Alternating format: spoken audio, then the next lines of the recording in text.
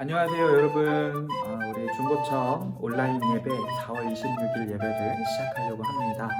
오늘은 특별히 이렇게 셀카봉으로 우리가 좀 날씨가 요즘 너무 좋잖아요. 봄이 다 왔는데 우리가 코로나 때문에 밖으로도 잘 나가지 못하고 또 교회였으면 야외 예배도 계획해보고 했을 텐데 그러지를 못해서 온라인이지만 그래도 이 교회 주변 한 바퀴 돌아보면서 함께 하나님의 메시지를 나누면 좋지 않을까.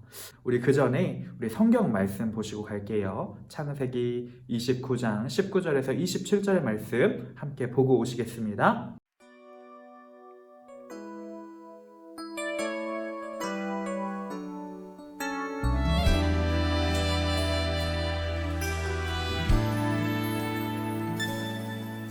주 사랑이 나를 숨쉬게 해 세상 그 어떤 어려움 속에도 주 은혜로 나를 돌보시며 세상 끝날까지 지켜주시네. 주 사랑이 나를 이끄시네. 내가 갈 수 없는 그곳으로. 그럼 말씀 잘 보고 오셨죠? 그러면 나가보도록 할게요. 먼저 중고등부실 한번 오랜만에 이게 잘 나오질 모르겠는데 네, 여전히 그대로죠. 중고등부실 잘 있고요. 여러분들을 기다리고 있습니다. 한번 나가 보겠습니다. 오늘의 주제는요. 지난주부터 우리가 팀 켈러 목사님의 그 책을 가지고 말씀 주제를 나누고 있는데 자, 일단 나가 보겠습니다.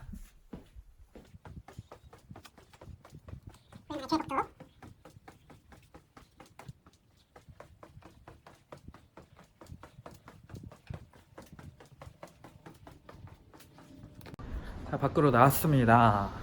교회 주변에도 굉장히 이뻐졌어요. 꽃들도 이렇게 풀도 많아지고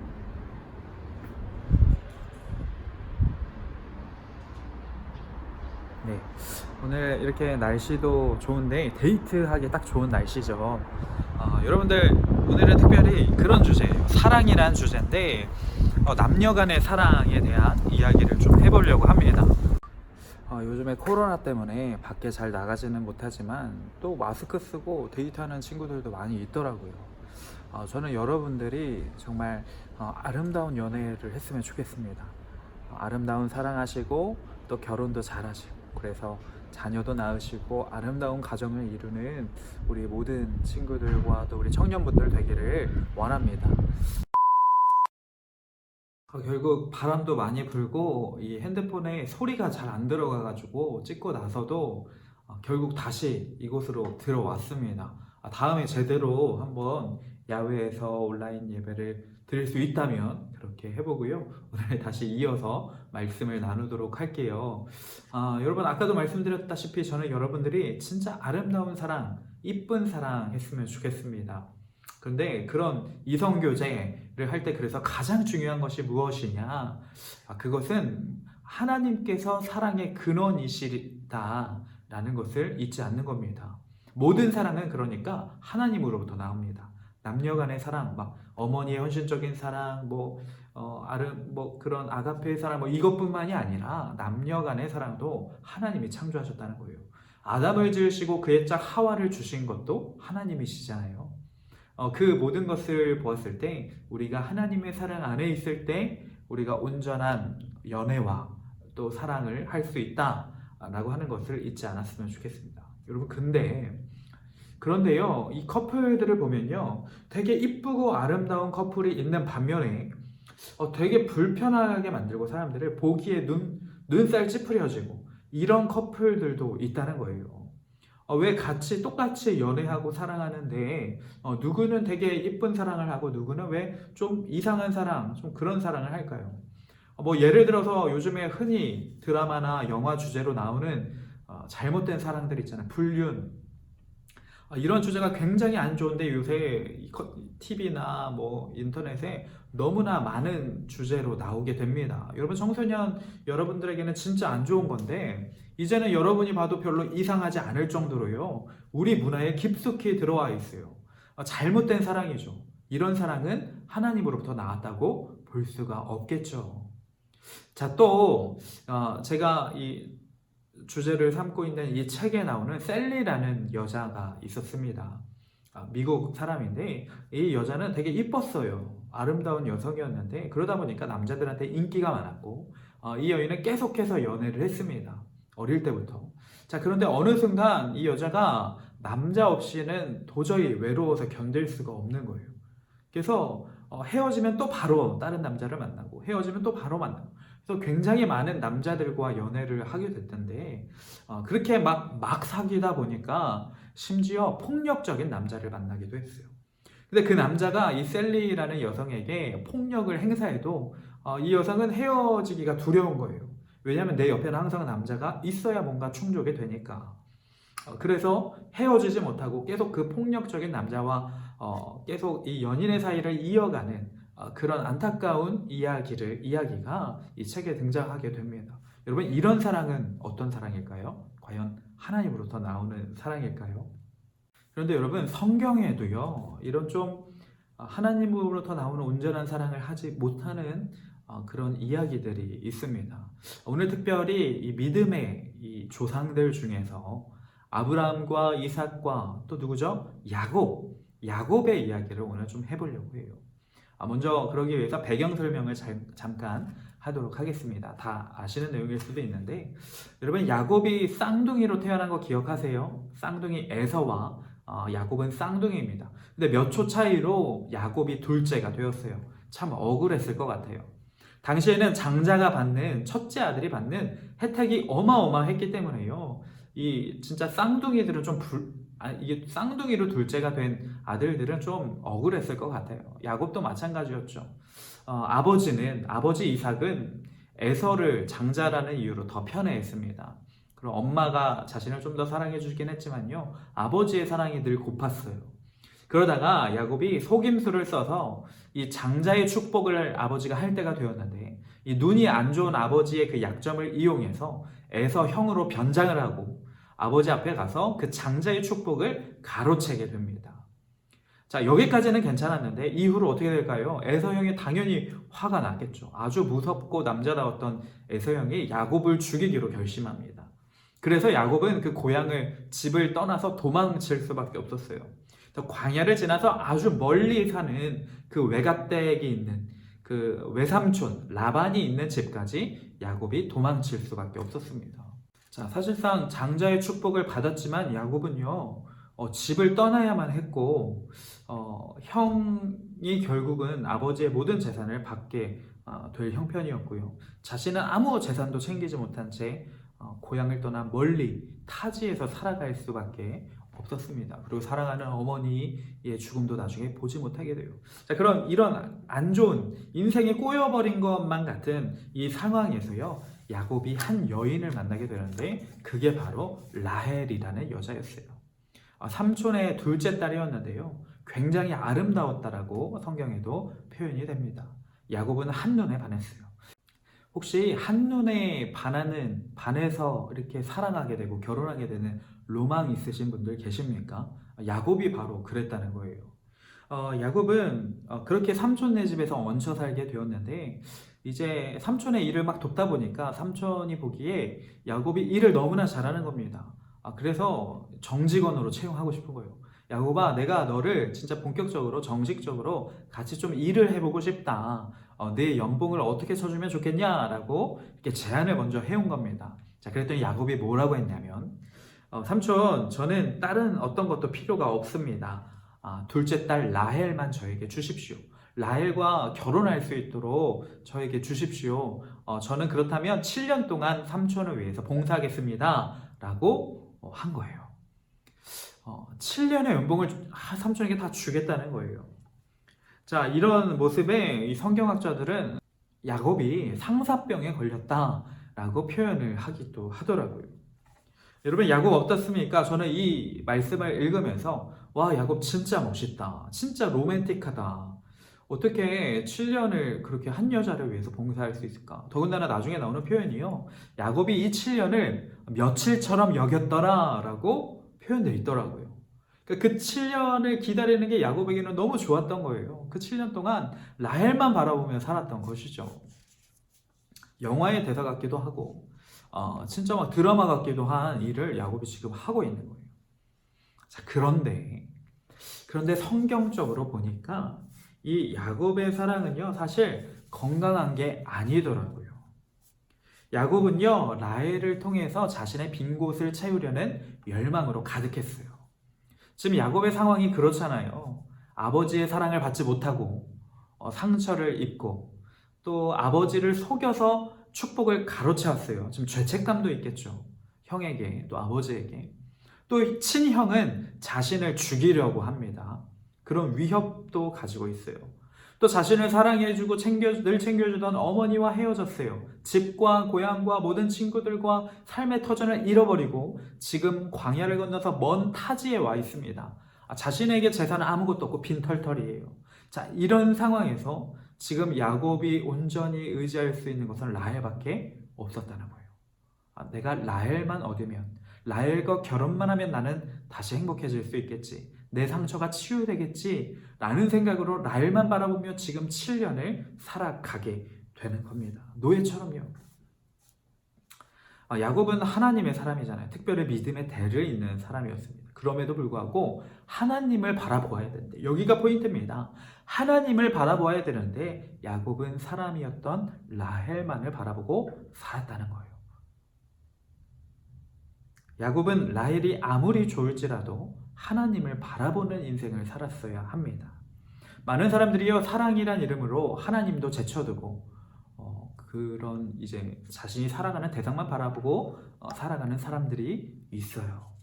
내 남자친구가 내 여자친구가 나의 공허함을 채워주고 내 부족한 부분과 상처를 어루만져주고 이렇게 나를 채워줬으면 나의 부족한 부분을 채워줬으면 좋겠다 라고 생각하며 만나는 거죠. 그러면 여러분 상대방은 어떻게 될까요? 되게 부담스럽게 될 겁니다. 이건 사람이 해줄 수 있는 것이 사실 아니기 때문이죠. 그렇게 상대방을 우상화시키게 되면 상대방은 매우 부담스럽고 힘들어지게 됩니다.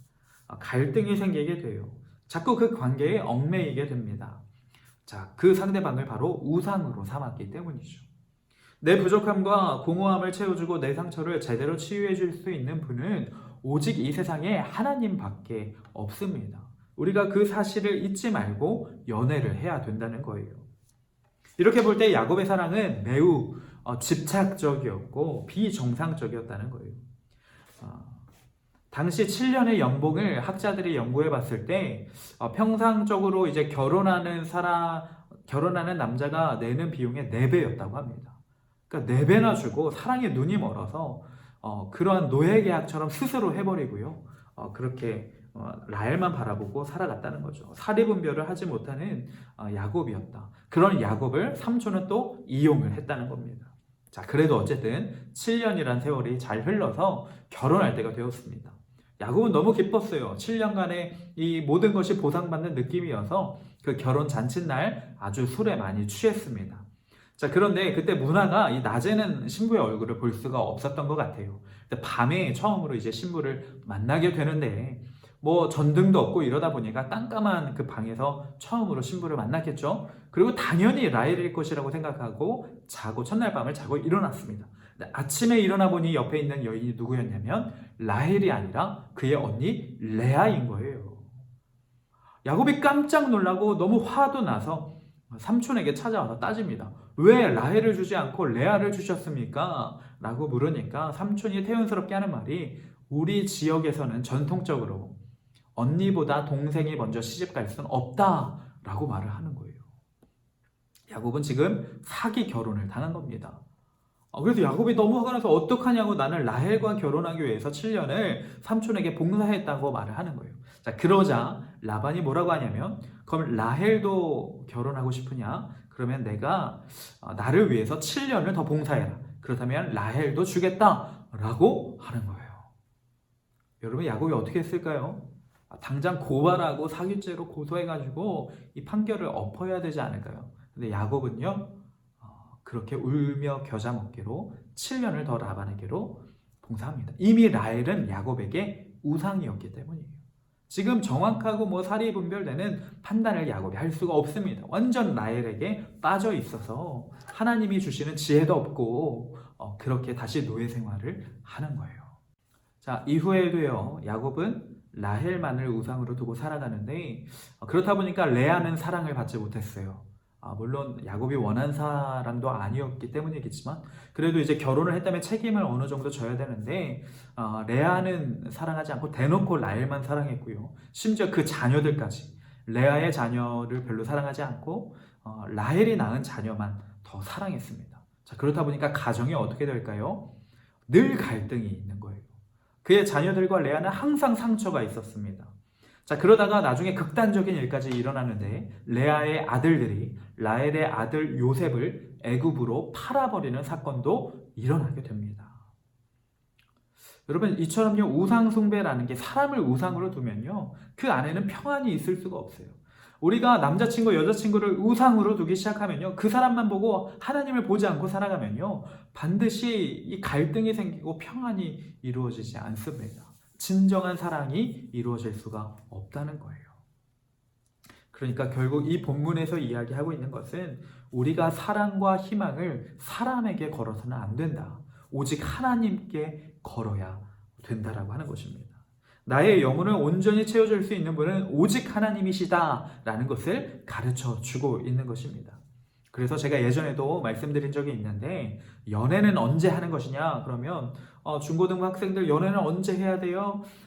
성경적으로 말하자면 여러분들이 하나님의 사랑으로 충만할 때, 여러분들이 이제 나 주님 한 분만으로 만족해요 라는 그런 상태, 주님과 내가 동행하고 있다는 느낌이 들 때, 그때 연애를 하고 남녀 간의 사랑을 해야 된다는 겁니다. 그래야 상대방을 신으로 안 만들어요. 그래야 우상이 되지 않습니다. 하나님이 계시기 때문에, 하나님이 나와 나의 만족을 계속 채워주시기 때문에 우리가 그 상대방을 통해서 뭔가를 얻으려고 하기보다 우리에게 주시는 하나님의 사랑을 이렇게 흘려보내게 돼요. 내 남자친구에게 내 사랑, 하나님의 사랑을 주게 되는 거죠. 자, 그렇게 되면 더 풍성한 연애 생활, 더 아름다운 연애와 또 결혼 생활에 이르기까지 될 수가 있다는 겁니다.